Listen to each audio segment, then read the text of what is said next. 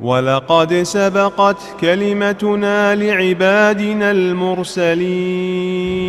It is the most important story in the country. The next major war for the United States is with ISIS.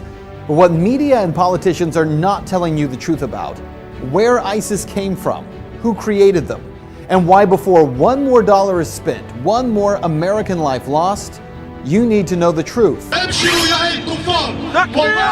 The first step toward truth is to be informed.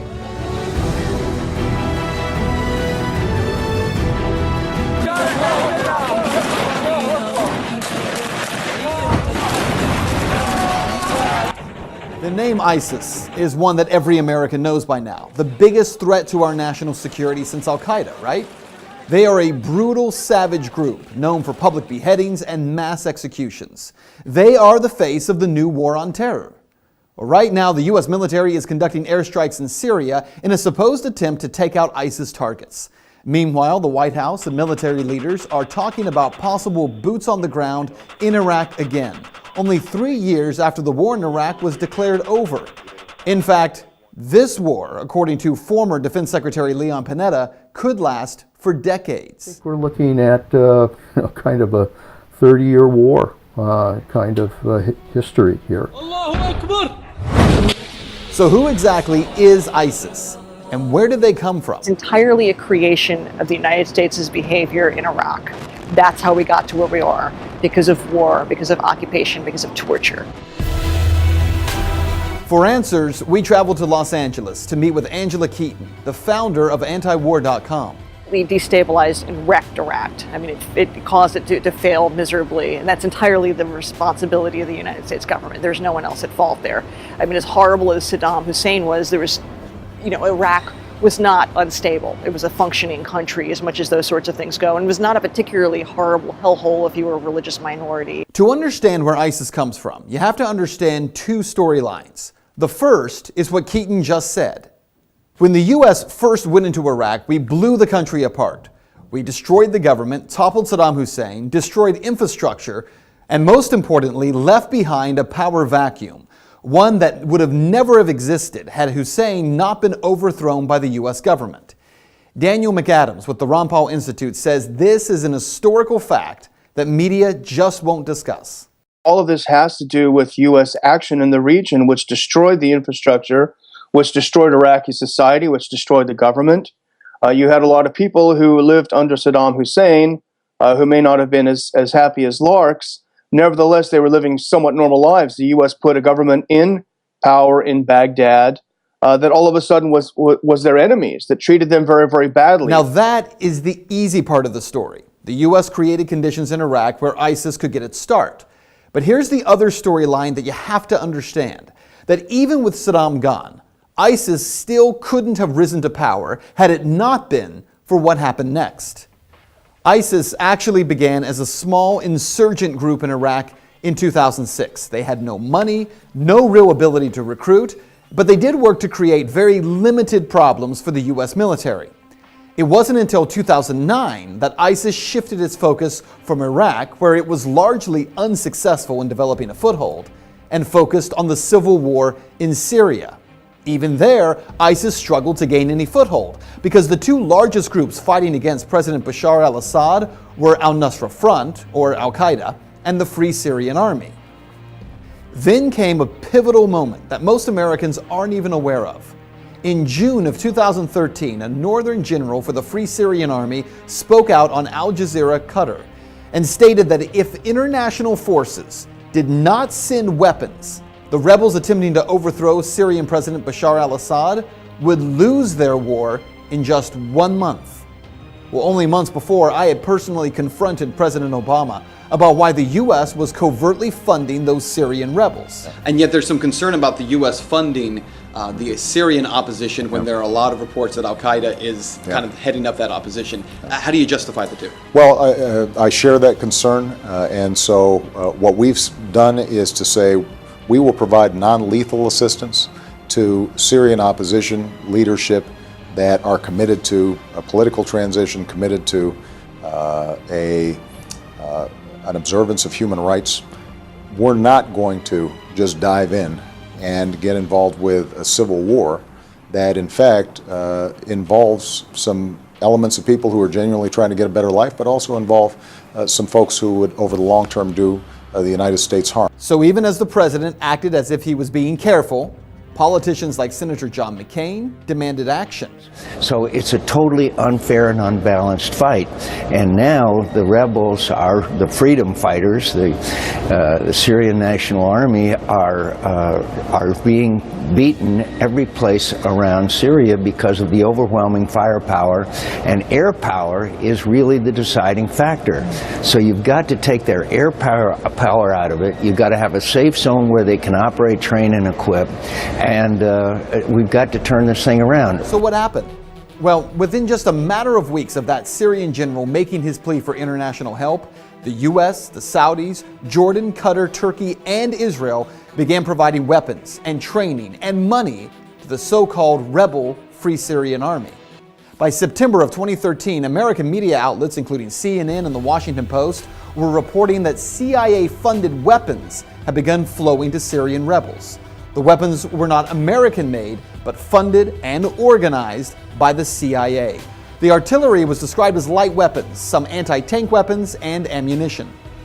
But where it all fell apart, weapons that the U.S. insisted would be used by freedom fighters would be in less than 1 year in the hands of ISIS fighters. So where were these fighters coming from? Actually, from the Free Syrian Army, the group that John McCain insisted would help the U.S. to overthrow Assad. That same group actually giving weapons, selling weapons, and sending fighters to join with this new group called the Islamic State. It was in June of 2014 when suddenly, after being a no-name group in Syria, that ISIS emerged, heavily armed and trained by U.S. and coalition special forces, making a dramatic entrance by crossing back over the Syrian border into Iraq, capturing Mosul and much of the northern part of the country. One of the most important facts that mainstream media ignores time and time again is that ISIS was able to grow so fast because of all the U.S. military equipment they were able to seize, equipment that our military left in Iraq, truckloads of Humvees, tanks, and weaponry that instead of taking or destroying, the U.S. government simply decided to leave behind. Even when the U.S. government knew that ISIS fighters were capturing that equipment, for crying out loud, these guys were posting pictures of themselves driving and standing on U.S. military equipment, making video of themselves with it, we did nothing. Why? How is it the U.S. had no idea that this threat was coming? How many billions do we spend? Maybe $100 billion on the total intelligence community budget over the year. How is it that they had no idea? How is it that if this was such a threat, as John McCain and Lindsey Graham are fond of reminding us, how is it that it was missed so unbelievably, so egregiously? Over the past few months, the U.S. government, who acted like they had never even heard of ISIS, suddenly, with the help of media, has turned the Islamic State into the new focus of the war on terror. Now, as ISIS has continued its rise, recruitment is exploding, and the group is becoming stunningly wealthy. ISIS is the best funded terrorist group in the world. They make I think it's $2 million a day selling oil, much of it to Turkey, interestingly enough.